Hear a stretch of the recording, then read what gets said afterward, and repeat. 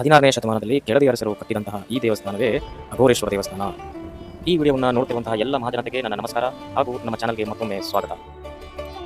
ಶಿವಮೊಗ್ಗ ಜಿಲ್ಲೆ ಸಾಗರ ತಾಲೂಕು ಇಕ್ಕೇರಿಯಲ್ಲಿನ ಈ ಅಘೋರೇಶ್ವರ ದೇವಸ್ಥಾನವನ್ನು 16ನೇ ಶತಮಾನದಲ್ಲಿ ಕೆಳದಿಯ ನಾಯಕರು ಕಟ್ಟಿಸಿದರು ಎಂದು ಹೇಳಲಾಗುತ್ತದೆ ಮತ್ತು ಇದು ಕೆಳದಿ ನಾಯಕರ ಕಾಲದ ವಾಸ್ತುಶಿಲ್ಪದ ಮೇರುಕೃತಿ ಅಂತಲೇ ಹೇಳಬಹುದು. ವಿಜಯನಗರ ಅರಸರ ಕಾಲದಲ್ಲಿ ಕೆಳದಿಯ ರಾಜಧಾನಿಯಾಗಿದ್ದ ಇಕ್ಕೇರಿಯು ಆಗಿನ ಬಹುಶಕ್ತಿಶಾಲಿಯಾದಂತಹ ಸ್ವತಂತ್ರ ರಾಜ್ಯವಾಗಿತ್ತು.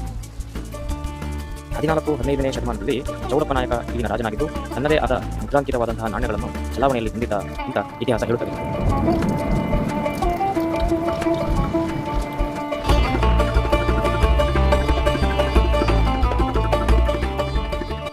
ಮಹಾಶಿವನಿಗೆ ಮೀಸಲಾದ ಈ ದೇವಸ್ಥಾನದ ಗರ್ಭಗೃಹವು ದ್ರಾವಿಡ ಶೈಲಿಯ ದೊಡ್ಡದಾದ ಗೋಪುರವನ್ನು ಹೊಂದಿದ್ದು ದಕ್ಷಿಣಾಭಿಮುಖವಾಗಿ ನಿರ್ಮಿಸಲಾಗಿದೆ.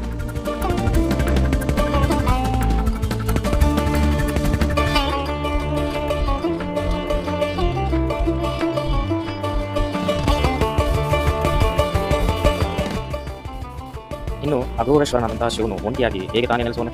ಅದಕ್ಕಾಗಿಯೇ ಈ ದೇವಸ್ಥಾನದ ಪಶ್ಚಿಮಕ್ಕೆ ಅಖಿಲಾಂಡೇಶ್ವರಿಯಾದಂತಹ ಪಾರ್ವತಿಯ ಗುಡಿಯನ್ನು ಸಹ ನಿರ್ಮಿಸಲಾಗಿದೆ.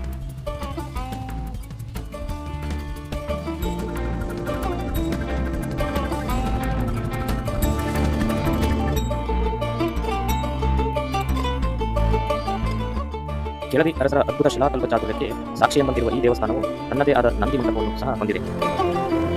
ಇನ್ನು ದೇವಸ್ಥಾನವನ್ನು ಪ್ರವೇಶಿಸುತ್ತಿದ್ದಂತೆ ನಿರಂದಿನ ಮಿಂಚುವ ಬೃಹದಾಕಾರದ ಈ ನಂದಿ ವಿಗ್ರಹ ಪ್ರವಾಸಿಗರನ್ನು ಮೋಹವಿಸ್ಮಿತರನ್ನಾಗಿಸುತ್ತದೆ.